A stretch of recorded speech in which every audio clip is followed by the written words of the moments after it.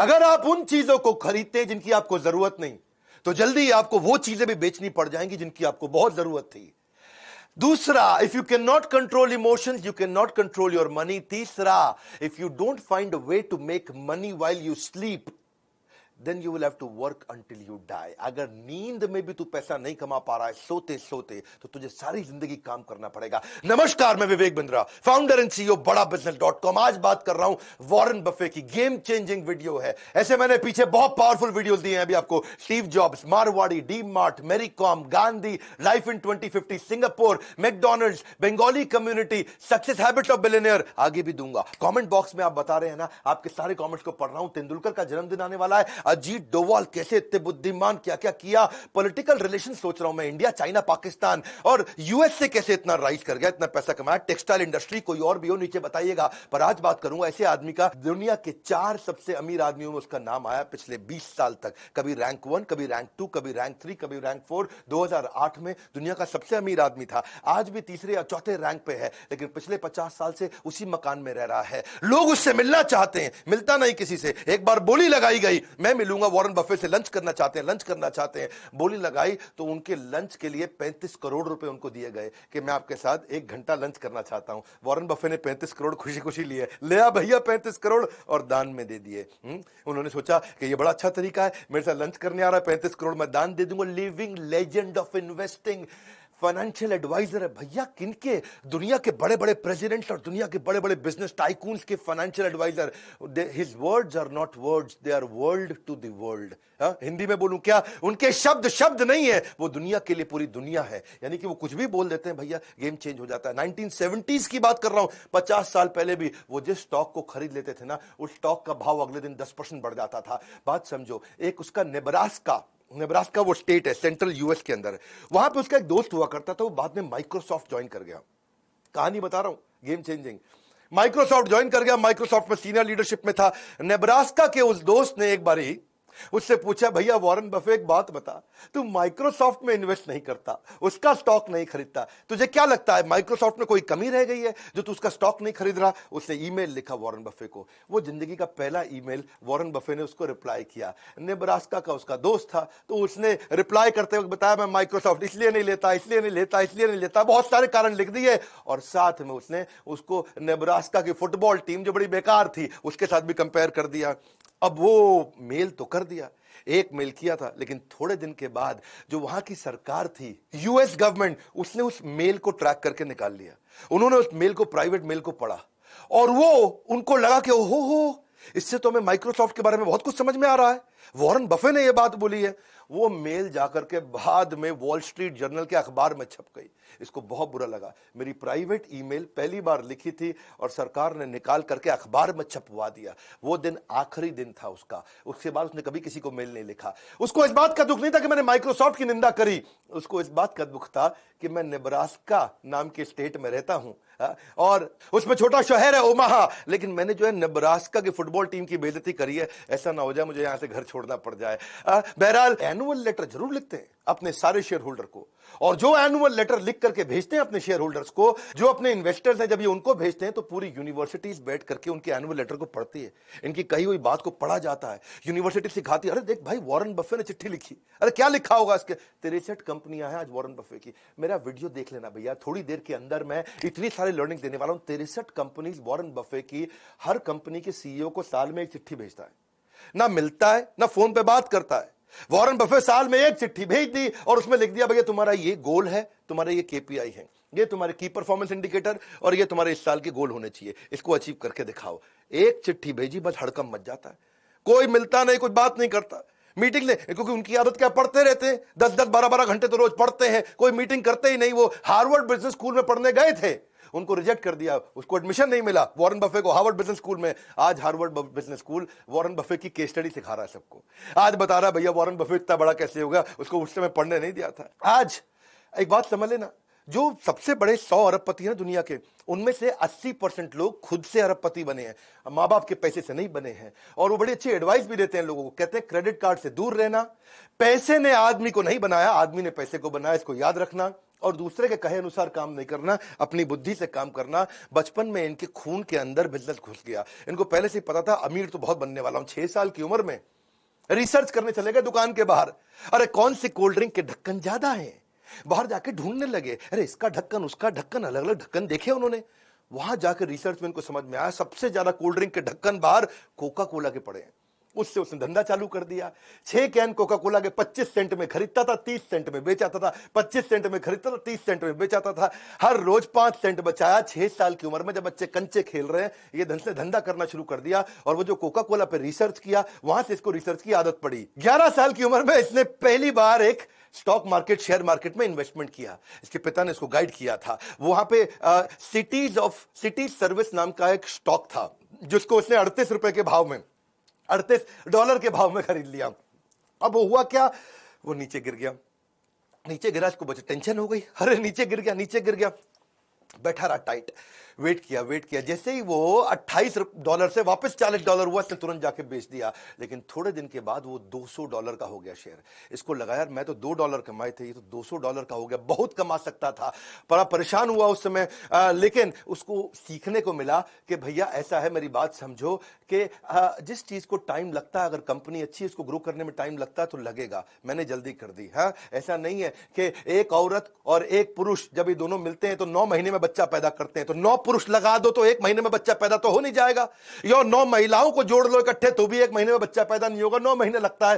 तो मैंने वेट नहीं किया, इसीलिए मैं हारा। ये एक्सपीरियंस उसको लॉन्ग टर्म वैल्यू इन्वेस्टिंग के बारे में समझ में आया। बाकी सारे बच्चे बेसबॉल खेल रहे थे और ये बाइंग स्टॉक्स खेल रहे थे। 16 साल की उम्र में $53,000 कमा चुके थे। कभी कलेक्टर स्टैंप बेचते थे, कभी गाड़ी साफ करते थे, कभी पुरानी गोल्फ की बॉल लेके उसको रिफर्बिश करते थे, कभी जाकर के वॉशिंगटन पोस्ट जो उनका सबसे फेमस अखबार था वहां का उसको बेचते थे। $175 कमाया करते थे रेगुलरली। अपने उस समय के टीचर से ज्यादा कमाते थे। 17 साल की उम्र में पिता ने वॉटन भेज दिया, जा भैया वॉटन में पढ़ के, सबसे बढ़िया बिजनेस कॉलेज। वॉटन गए, थोड़े दिन एडमिशन लिया, पढ़ना शुरू किए। टीचर वहां पढ़ा रहे, छोड़ के आ गए। माँ बाप को बोले अरे इस टीचर से ज्यादा तो मैं जानता हूं, पढ़ने में बहुत तेज थे ना ये, जो टीचर सिखाता था उसे 4 कदम आगे रहते थे, जितना टीचर कमाता था उससे ज्यादा पहले ही कमा लेते थे। 17 साल की उम्र में इसने क्या किया, एक दिन बाल कटाने गया नाई की दुकान पे। भैया बोला बढ़िया बढ़िया बाल काट दो, लेकिन नाई बोला यार मैं वेट कर भैया, अभी 3 आदमी बैठे हैं। इसको समझ में आया लोगों को वेट करना पड़ता है। इसने का नया बिजनेस आइडिया, 17 साल की उम्र में एक पिन बॉल गेम का बढ़िया बिजनेस आइडिया कर दिया इन्होंने। पिनबॉल गेम कैसा होता है, ये समझो जैसे इंडियन कंचे होते हैं ना, उसका पॉलिश्ड वर्जन। वहां पे टेबल लगा दी, उसमें कंचा छेद में फेंकना रहता है, तो वो निकल पिनबॉल मशीन बोलते हैं उसको। इन्होंने $25 की मशीन ली, जाके नाई को समझाया कि मेरी बात समझ भाई, तेरा इसके अंदर कोई रिस्क नहीं है, नो रिस्क प्रेपोजिशन, पैसा मेरा है, लगेगा, लोग आएंगे खेलेंगे और उनको मजा आएगा, तेरे पास ज्यादा लोग आएंगे, वेट करते वक्त वो खेलते रहेंगे। अच्छा, लोगों को अच्छा लगने लगा। उसमें क्या सिस्टम था कि भाई 5 सेंट डालो और 20 बॉल मिलेंगी, आराम से खेलते रहो। नाई भी फ्री हो गया, बोला नहीं नहीं अभी तो किसी और के बाल काट ले, अभी तो मेरे कंचे चल रहे हैं भैया। वॉरेन बफे ने कहा कि नाई तेरे को पैसे नहीं लगाने। उससे क्या हुआ, जितने लोग थे उसी के यहाँ करके बाल कटाने आते थे, भैया इसी के बाल कटा लो है, क्योंकि यहाँ तो गेम खेलने को मिल जाएगा, वेटिंग नहीं करना पड़ता, बाकी जगह वेट करना पड़ता था। नाई को मजा आने लगा। धीरे धीरे इसने वॉशिंगटन डीसी में सारे के सारे सैलून के अंदर अपनी वो गेम इंस्टॉल करनी शुरू कर दी। $25 से बिजनेस चालू किया, रोज पैसा कमाया, रोज पैसा कमाया, और आने वाले समय में 1 साल के अंदर $1,000 में बिजनेस को बेच दिया।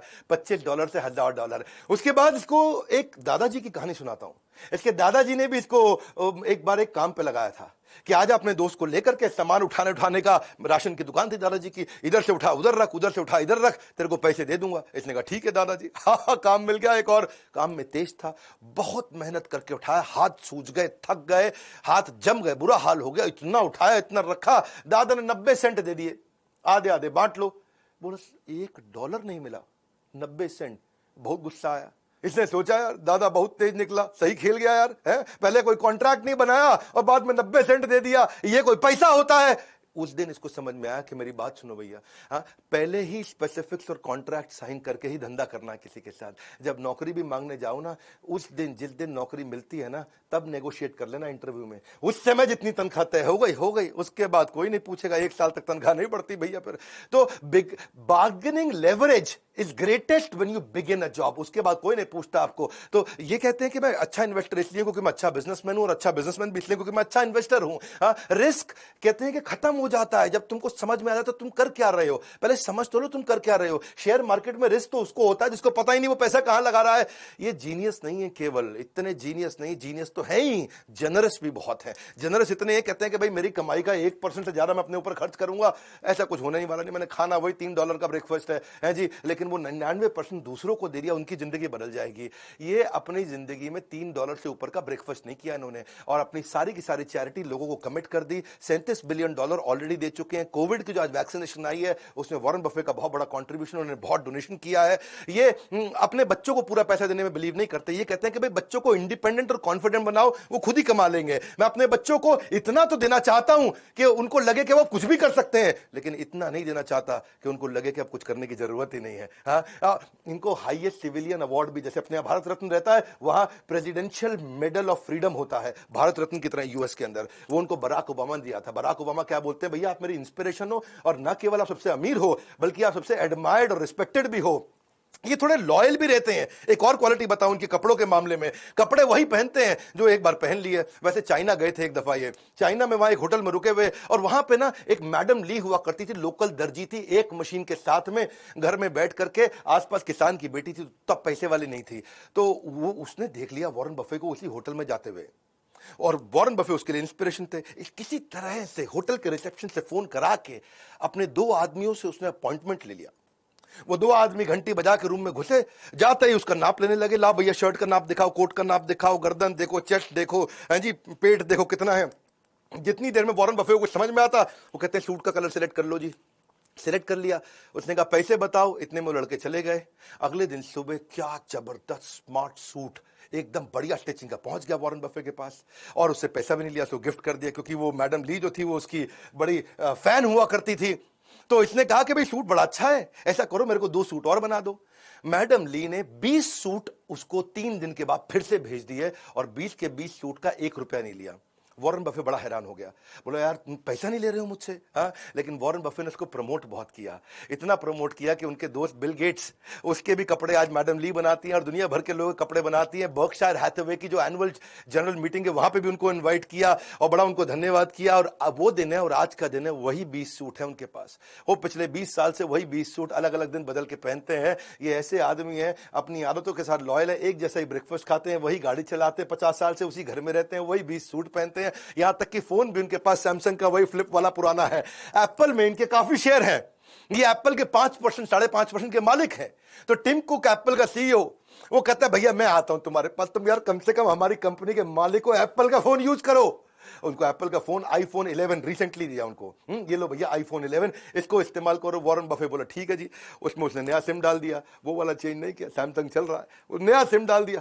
टिम को कहता मैं सिखा दूंगा तुम्हें कैसे यूज करना है। बोला कोई जरूरत ही नहीं है, ये खाली फोन रिसीव करने के लिए रख लिया मैंने, इससे फोन कर लूंगा, रिसीव कर लूंगा, मैंने सीखना कुछ नहीं, इंटरनेट तो मैं वैसे नहीं चलाता। उसी तरीके से चलते हैं। लॉयल्टी कहते हैं कि एक्सपेंसिव गिफ्ट है, मैं जिसके साथ लॉयल हो जाता हूं उसका हो जाता हूं। Do not expect it from cheap people. 91 के हो जाएंगे अभी अगस्त में, लेकिन एनर्जी ऐसी है उनके अंदर, है जी, बच्चों की तरह बातचीत करते, इतना एक्साइटेड रहते हैं हर समय। और किसी ने उनसे पूछा भैया आप इतने एनर्जेटिक कैसे रहते हो, बर्गर भी खाते हो, आइसक्रीम भी खाते हो, 91 की उम्र में, 91 रनिंग चल रहा है। बिल गेट्स तो कहते हैं इनके पास 30 साल की उम्र के लड़के की शार्पनेस है, 10 साल के लड़के की उम्र की मुस्कुराहट, ऐसा मिस्चीवियस स्माइल है, और 6 साल के बच्चे की खाने पीने की आदतें हैं। ये क्या कहते हैं, 6 साल के बच्चे का डेथ रेट सबसे कम है, तो उसी की तरह खाओ, मजे मारो, कोई दिक्कत नहीं, मेंटली एकदम फिट, और रोज आधा घंटा वर्कआउट पक्का करना है इनको। बिल गेट्स के साथ बड़ी दोस्ती हो गई इनकी, वो उसकी तो बड़ी जबरदस्त कहानी है। बिल गेट्स की जो माँ थी ना, मैरी गेट्स ने अपने घर पे एक इवेंट रखा था, उस घर में किसी को बुलाया, तो उसने फोन पे बोल दिया मेरा दोस्त है वॉरेन बफे, उसको लेके आ रहा हूं। मैरी ने बोला ठीक है ले आओ, कोई बात नहीं। अच्छा, दोस्त लगा हुआ था वॉरेन बफे को समझाने में, तुझे बिल गेट्स से मिलवाऊंगा। वो बोला यार बिल गेट्स आईटी का आदमी, इससे कौन बात करेगा। अच्छा, मां लगी हुई इधर, तुझे वॉरेन बफे से मिलवाऊंगी। वो कह रहा है यार ये तो खाली पी रेशियो डिस्कस करेगा, फाइनेंशियल स्टेटमेंट डिस्कस करेगा, मैं आईटी का हूं, हमारी बनेगी नहीं, ये दोनों एकदम अलग आदमी है। अच्छा, वो दोनों लगे हुए, नहीं मिलवाते हैं। हुआ ये कि जब ये मिले तो पहला ऐसा क्वेश्चन किया उनको वॉरेन बफे ने, बोला भाई बिल एक बात बता, तेरे को नई आईटी कंपनी बना के दूं अगर, और तेरी माइक्रोसॉफ्ट खत्म, तो नई कंपनी कैसे स्टार्ट करेगा। तुझे अगर मैं नई किसी देश में कंपनी बनाने को दूं तो तू कैसे बनाएगा, इस कंपनी के बारे में तेरा क्या विचार। वहां उन्होंने पूछा भाई तुम्हारी फेवरेट किताब, फेवरेट अखबार, फेवरेट ऑथर, फेवरेट आर्टिकल्स कौन से हैं।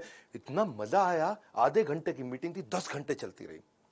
एक दूसरे के साथ उन्होंने खूब बात करी, अलग अलग क्वेश्चंस किए, खूब डिस्कशंस हुए। उसके बाद तो फिर ये ताश के दोस्त भी हो गए, शॉपिंग के दोस्त भी हो गए, रेस्टोरेंट में खाना खाने के दोस्त भी हो गए। इनफैक्ट बिल गेट्स के मोबाइल में केवल 2 ही स्पीड डायल के नंबर, एक मेलिंडा गेट उसकी वाइफ का और एक वॉरेन बफे का। ऐसा एक दिन नहीं गया आज तक जब तक इन दोनों ने बात नहीं करी। ये भी बड़ा इंपॉर्टेंट है, किसके साथ उठते बैठते हो। ये कहते हैं कि वॉरेन बफे ने मुझको 2 चीजों में बड़ी हेल्प करी। पहली चीज क्या है कि लाइफ टाइम लर्निंग, और दूसरी है लाइफ टाइम लाफिंग। बोला इससे ज्यादा मैं दुनिया में कभी नहीं कर सकता था। कहते हैं कि pickup your associate whose behavior is better than you, and then that will give you a drift in your direction of life. Tell me who your heroes are. तेरा हीरो कौन है? दोस्त तुझसे भी पूछ रहा हूं, तेरा हीरो कौन है? And I'll tell you who you'll turn out to become. तू बनेगा किसके जैसा, आज ही पता चल जाएगा। वॉरेन बफे के ना गुरु भी थे जिनसे ये बड़ा सीखा करते थे, बेंजामिन ग्राहम। बेंजामिन ग्राहम जो थे कोलंबिया के प्रोफेसर थे। ये इन्होंने वॉर्टन छोड़ के कोलंबिया ज्वाइन किया क्योंकि बेंजामिन ग्राहम की इन्वेस्टमेंट को लेकर बड़ी मास्टरी थी। बेंजामिन ग्राहम एक बड़े स्ट्रिक्ट टीचर भी हुआ करते थे जो इन्वेस्टमेंट के बारे में, शेयर मार्केट के बारे में सिखाते थे। और बफे केवल एकमात्र ऐसे स्टूडेंट थे जिसको A+ रेटिंग। बेंजामिन ग्राहम की सारी क्लास को बहुत ध्यान से अटेंड करते थे। ऐसे एकलव्य शिष्य दूर से सीखते थे। बाद में बेंजामिन ग्राहम के घर गए, उनको बोले मैं आपके लिए नौकरी करना चाहता हूं। तो बेंजामिन ग्राहम ने बोला नहीं नहीं, तुमको नहीं रखूंगा, तुम बहुत जीनियस हो, तुमको नहीं रख। मैं ऐसे लड़कों को रखता हूं, ज्यूइश लड़कों को रखता हूं जिनको कोई नौकरी नहीं देता, ताकि मेरे साथ टिक के काम कर सके। बोला मैं टिक के काम करूंगा, नहीं ना, बाहर बाहर, तेरे को नहीं रखूंगा। ठीक है फ्री में रख लो, फ्री में नौकरी करो ना, बोल दिया ना बाहर, तेरे को तो बिल्कुल नहीं रखूंगा। बेंजामिन ग्राहम इनके गुरु, उन्होंने इनको रखा नहीं। बड़ा परेशान हुए तो वॉरेन बफे पीछे पड़े रहे। कुछ समय के बाद एक ऐसा समय आया कि बेंजामिन ग्राहम मान गए, बोले चल ठीक है आ जा। और ये वहां से फिर न्यूयॉर्क शिफ्ट हुए। वहां आए, न्यूयॉर्क में आकर के बेंजामिन ग्राहम के साथ में काम करने लगे। सारे स्टैंडर्ड एंड पुअर्स की रिपोर्ट पढ़ना, S&P की रिपोर्ट पढ़ना, इन्वेस्टमेंट अपॉर्चुनिटी ढूंढना, P&L को समझना, कैश फ्लो स्टेटमेंट को समझना। जब जिस समय यंग लड़के प्ले बॉय मैगजीन है जी, जहां पे आप देखते हैं कहीं देवियों के चित्र होते हैं अलग अलग प्रकार के, जिसमें वो कम कपड़े पहन के रखती है, उनके चित्र देखते थे। ये उस समय बैलेंस शीट देखा करते थे। ऐसे भयंकर फोकस्ड आदमी थे। बेंजामिन ग्राहम और वॉरेन बफे की जोड़ी ने कमाल कर दिया। वॉरेन बफे खूब सीख रहे थे, लेकिन फिर एक ऐसा समय आया कि वॉरेन बफे और बेंजामिन ग्राहम की थ्योरीज में फर्क आ गया। बड़ा फर्क था। बेंजामिन ग्राहम क्या कहते हैं कि भाई ये खाली बैलेंस शीट और इनकम स्टेटमेंट देखो, कंपनी का कैश फ्लो स्टेटमेंट देखो, बहुत है, इससे समझ में आ जाए कंपनी चल रही है कि नहीं चल रही, चलेगी कि नहीं चलेगी। ये बोले नहीं नहीं, वो क्वांटिटेटिव है, वो नंबर है, मेरे को मैन पावर भी देखनी है, मुझे लीडरशिप भी देखनी है। वॉरेन बफे मानते थे केवल हमारे को परफॉर्मिंग बिजनेस नहीं देखना है, हमें क्वालिटी बिजनेस देखना है जो आगे तक चलेगा। आज चल रहा है मतलब ये नहीं कि आगे चलेगा। बात समझना, शेयर मार्केट के पावरफुल प्रिंसिपल देने वाला भैया वॉरेन बफे का वीडियो है। मेरे वीडियो बाकियों की तरह तो होते नहीं, गेम चेंजिंग है, क्योंकि यहां बेंजामिन ग्राहम बोलते थे क्वांटिटेटिव मेथड और नंबर चेक कर लो, quantity number, quantitative method number, number समझ लो, समझ आ जाए कंपनी चलेगी। ये बोले ना ना ना, क्वांटिटेटिव के साथ क्वालिटेटिव अप्रोच। उनकी मैन पावर कैसी है, धंधा कैसा है, कंपटीशन कैसा है, लोकेशन कैसी है, कंपनी में जाओ, लीडरशिप से मिलके आओ, बिजनेस मॉडल देखो, इकोनॉमिक मोट देखो, कॉम्पिटिटिव एडवांटेज देखो। मोटा मोटा बफे कहते थे भाई कंपनी चलती कैसे, अंदर घुसो, उसकी लीडरशिप देखो, ईमानदार है कि नहीं। ये कहते थे नहीं नहीं भैया खाली नंबर देखना है। यहां पे इनके झगड़े बढ़ने लगे। और बात वो सही है कि वॉरेन बफे आगे चल के बहुत सफल हुए।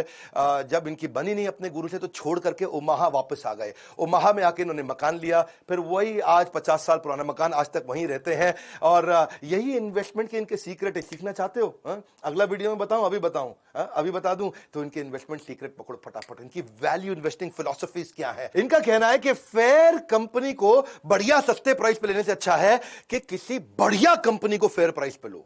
इनका मानना है भाई कंपनी में दम होना चाहिए ताकि उसके साथ चिपके रह सको, लंबा चलनी चाहिए कंपनी। तो उसकी रिसर्च करना सीख गए, उस पर इन्होंने काम किया। उसके फाइनेंशियल स्टेटमेंट तो पढ़ो, लेकिन उनकी कॉन्फ्रेंस कॉल्स को भी जाकर के सुनो, उनकी मैनेजमेंट को देखो, और फिर बाद में प्राइस आएगा। इनका कहना क्या है कि पहले ये देखो कि लॉन्ग टर्म इकोनॉमिक मोट है कि नहीं है, लॉन्ग टर्म इकोनॉमिक कैरेक्टरिस्टिक्स कैसी है इसकी। इकोनॉमिक मोट का मतलब जानते हो ना, एक वीडियो में बताया मैंने, क्विकली समझाता हूं। जैसे पुराने समय में राजा महाराजाओं के महल होते थे, उस महल के आसपास बड़ी खाई खोद देते थे ताकि कोई दूसरा आदमी आए और अटैक करने लगे तो खाई में गिर जाए। हाँ, ऐसे ही बड़ी बड़ी कंपनीज कुछ ना कुछ ऐसी चीज अपने पास एडवांटेज, कॉम्पिटिटिव एडवांटेज रखती हैं कि दूसरा कॉपी करने लगे तो खाई में गिर जाए, तो कोई दूसरी कंपनी मेरे को कॉपी ना कर पाए। तो ये कंपनी में ढूंढते थे कि ऐसी कोई चीज हो जो लंबे समय तक केवल इसके पास रहने वाली हो, तो उसमें इन्वेस्ट कर देंगे तो लंबे समय तक चलेंगे। तो ये, और बाद में जाके प्राइस देखते थे। कहते प्राइस पहले नहीं देखूंगा, पहले देखो कंपनी में दम है, फिर प्राइस कोशिश करेंगे कि सस्ते से सस्ता मिल जाए। कंपनी की परफॉर्मेंस को चेक करने के लिए उसका रिटर्न ऑन इक्विटी पिछले 5-10 साल का जाके देखेंगे, हिस्टोरिकल परफॉर्मेंस देखेंगे कि भाई कंसिस्टेंटली कॉम्पिटिटर के मुकाबले ये कैसा परफॉर्म कर रही है।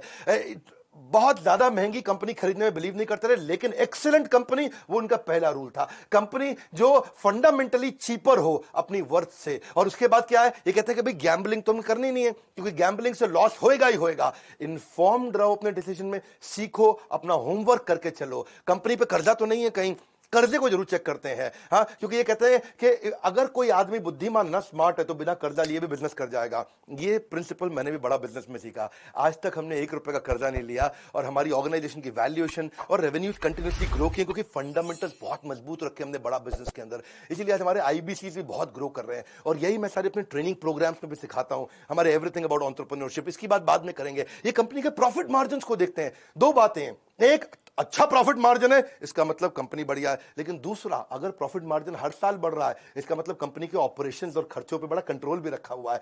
ये कहते हैं कि लॉन्ग टर्म अपॉर्चुनिटी वाली ऐसी कंपनी ले लो जिसके साथ टिके रहो। 20% कम से कम ग्रोथ देनी चाहिए स्टेबल तरीके से। फाइनेंशियल स्टेटमेंट उसकी देखो, एनालाइज करो, उसके सारे के सारे करंट और पास्ट परफॉर्मेंस को पहले पूरा झांक लो। If you don't feel comfortable in making the rough estimate के कितना कमा के देगी, तो उसको खरीदना भी मत। इनकी आदत भी ऐसी है कि डीप डाइव करेंगे उसकी वैल्यूएशन में।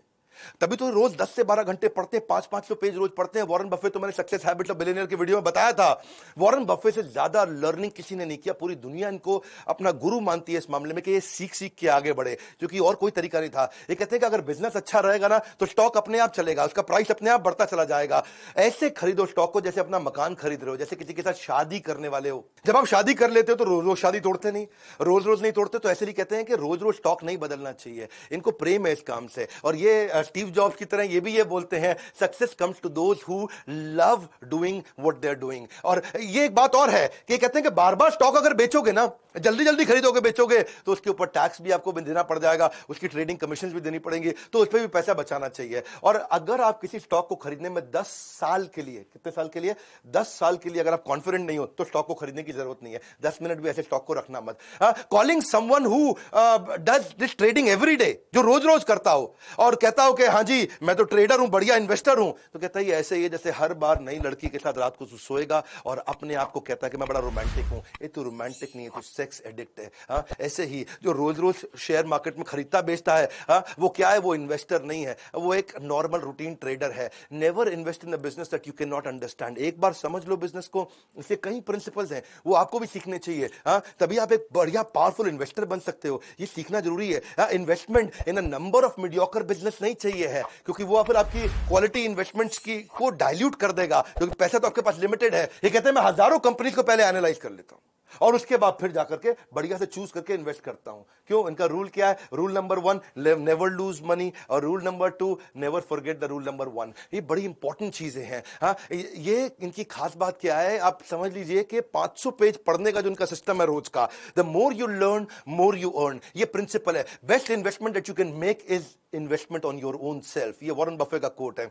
हमने भी इसीलिए एक नया कॉम्बो तैयार किया आपके लिए। अगर आपने वीडियो पूरा देखा है तो मतलब आपका इन्वेस्टमेंट में, ग्रोथ में, पैसा कमाने में, पैसिव इनकम में इंटरेस्ट है। तो हमने कुछ नए कोर्सेज जो लॉन्च किए थे, उसका इंट्रोडक्शन जल्दी दे देता हूं आपको। गोल based financial planning, stock market, personal finance, mutual fund, finance for non finance, debt management, working capital, passive income, angel investing और रिस्क मैनेजमेंट, यानी कि 7 प्रकार के फाइनेंशियल रिस्क होते हैं। इसका कॉम्बो हमने सारे कोर्सेज अवेलेबल कर दिए। आज 40 से ज्यादा ज्यादा कोर्सेज लॉन्च कर चुके हैं, हर महीने 10 नए कोर्स लॉन्च कर रहे हैं। अगर आप आईबीसी हैं, ये सारे कोर्सेज फ्री हैं। अगर आप लाइफ टाइम मेंबर हैं, ये सारे कोर्सेज फ्री हैं। अगर आप ये नहीं हैं तो ये बोर्ड लाइन नंबर है, आप फोन करके पता करिए आपके बिजनेस में। अगर आप रिटेलर हैं तो कौन से नए कोर्स आपको काम आएंगे, अगर आप मैन्युफैक्चरर हैं कौन से काम आएंगे, स्टार्टअप है तो कौन से, हर एक एरिया के लिए, हर इंडस्ट्री के लिए देश के सारे बिलियनियर्स और इंडस्ट्री एक्सपर्ट्स के साथ मिलकर के आपके लर्निंग प्रोग्राम बना दिए और इतना कॉस्ट इफेक्टिव कर दिया कि game changer. Board line number, इस नंबर को सेव कर लो, कभी भी काम आएगा। आपका लाइफ लाइन है, केवल बोर्ड लाइन नहीं है। तो लाइक करके उत्साह बढ़ाइए ना यार। फ्री में इतने पावरफुल वीडियोस देते हैं, एक के बाद एक देते जा रहे हैं। मेरा समय जाता है इसके अंदर, फ्री में कंटेंट दे रहा हूं कंटिन्यूअसली। कमेंट बॉक्स में बताइए अगला वीडियो कौन सा देखेंगे। इस वीडियो को शेयर करिए, लर्निंग इंस्पायरिंग है बहुत। हाँ, if he can do you can too. अगर ये कर सकते तो आप क्यों नहीं कर सकते। वीडियो को शेयर करने के लिए, हमारे चैनल पे हर बार वापस आने के लिए, वर्ल्ड का नंबर 1 एंटरप्रेन्योरियल यूट्यूब चैनल बनाने के लिए, पता है ना, कोई नहीं है टक्कर में, पड़े हो किस चक्कर में। विनम्रता के साथ आप सबका हाथ जोड़ के, मुस्कुराहट से बहुत बहुत धन्यवाद।